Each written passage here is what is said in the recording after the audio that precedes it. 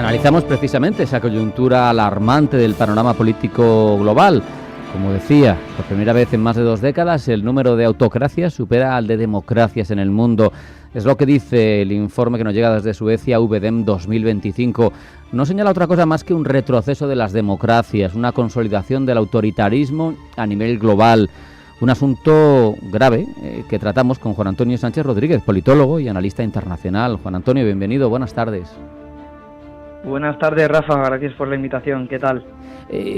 ¿Cuál consideras, Juan Antonio, que son los factores clave que pueden haber contribuido a que fuéramos en una evolución de cada vez más democracias y a partir de 2 décadas para acá, ahora estemos viendo cómo se da la vuelta a la tortilla y haya un declive democrático? ¿Por qué está pasando esto, en tu opinión?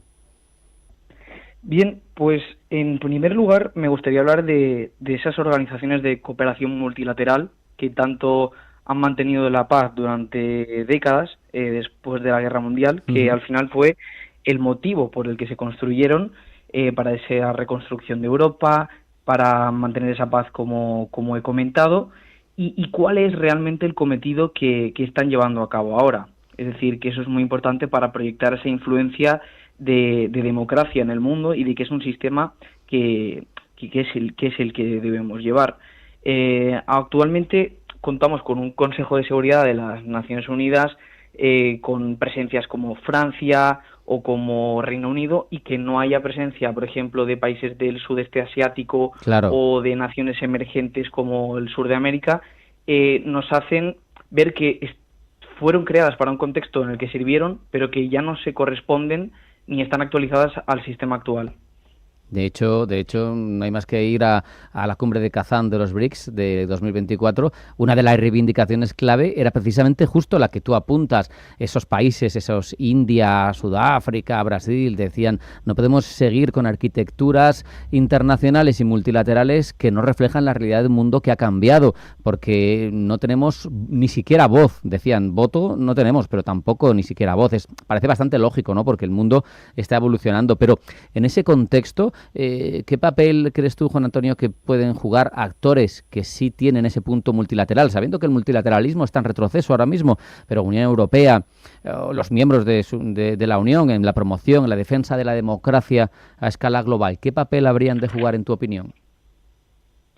Bien, en este caso Europa yo creo que tendría que ir hacia una reconstrucción y de hecho creo que es algo urgente o crítico, y que también tiene que hacer autocrítica por cómo ha evolucionado, por qué su población está teniendo una de las peores percepciones en cuanto a la democracia.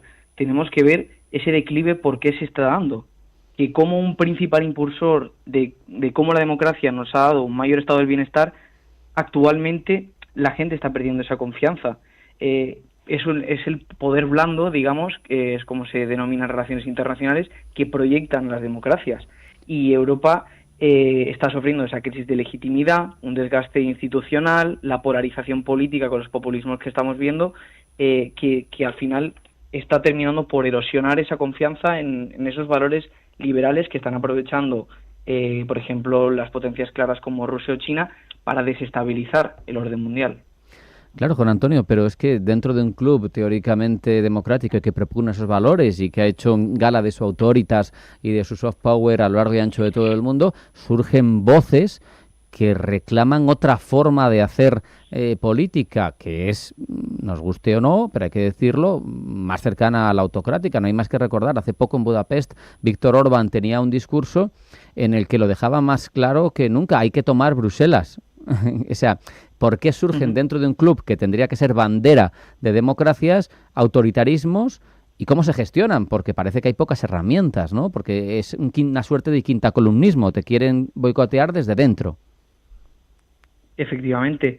De hecho, yo creo que la injerencia en este aspecto más clara es la China, que ha exportado su modelo a todo el mundo y que está calando en sitios como Europa, que otro ejemplo sería Turquía, con ese neotomanismo que está llevando a cabo Erdogan desde el intento de golpe de Estado de 2016 y convirtiéndose en una democracia iliberal. Es decir, aquí ya no estamos copiando el modelo chino, sino que estamos adaptando nuestra democracia con esos sistemas que tiene a lo que se denomina el iliberalismo.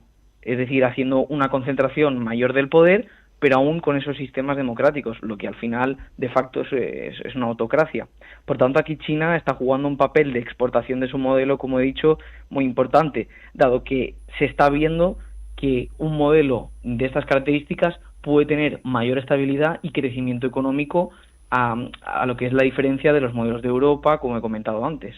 Nos has puesto un ejemplo, me parece verdaderamente interesante porque lo hemos mencionado aquí alguna vez, hemos hablado de Turquía y es evidente que la evolución de esa república turca laica que montó Mustafa Kemal está cambiando radicalmente desde que la AKP está en el poder, ha ido evolucionando y, como tú decías, ha habido ciertos puntos de inflexión como el supuesto golpe de Estado, cambio constitucional, y está cambiando y parece que la calidad democrática de Turquía está mermando, sin duda. No sé si tienes algún otro ejemplo concreto de país, de región, donde el avance del autoritarismo es evidente, que nos pueda servir como ejemplo, porque me parece que el de Turquía es muy, muy expresivo, se ve muy bien. Efectivamente. En este caso me gustaría hacer dos diferencias, es decir, como he comentado lo de Turquía, es decir, una democracia que termina siendo autocracia pero de facto mantiene ese sistema, luego otras como el cambio directo a autocracia en Iberoamérica como Venezuela o Nicaragua, que estamos viendo aún en la actualidad.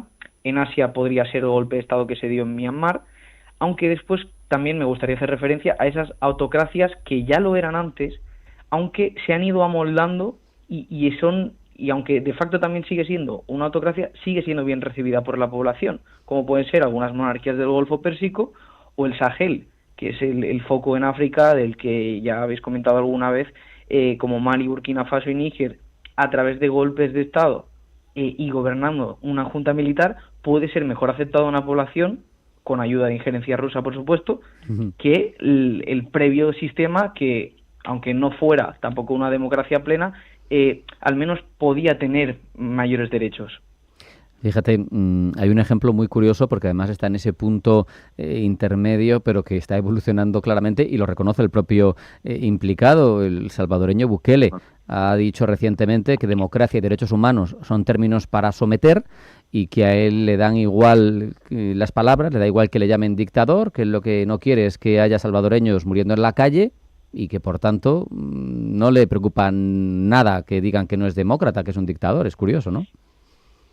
Efectivamente. De hecho, otro ejemplo parecido de esa región podría ser la estrategia de haber quitado el USAID, que es la ayuda de Estados Unidos, que sería como en España la Agencia de Cooperación Española, la ECI, que Estados Unidos ha retirado esa financiación, el nuevo gobierno de Donald Trump, que aparte de ser una estrategia de poder blando, como he dicho, y que se proyecta para tener influencia en otros países, también era ayuda humanitaria en un gran aspecto, y también se ha quitado, porque no se está llevando la definición de derechos humanos como conocíamos hasta ahora, y esto es un síntoma de que está cambiando la reconfiguración mundial, o por ejemplo la salida tanto de Argentina como de Estados Unidos de la Organización Mundial de la Salud. Es decir, se está creando un sistema paralelo al que estábamos viendo hasta ahora, ya no solo por China, Rusia, un bloque oriental.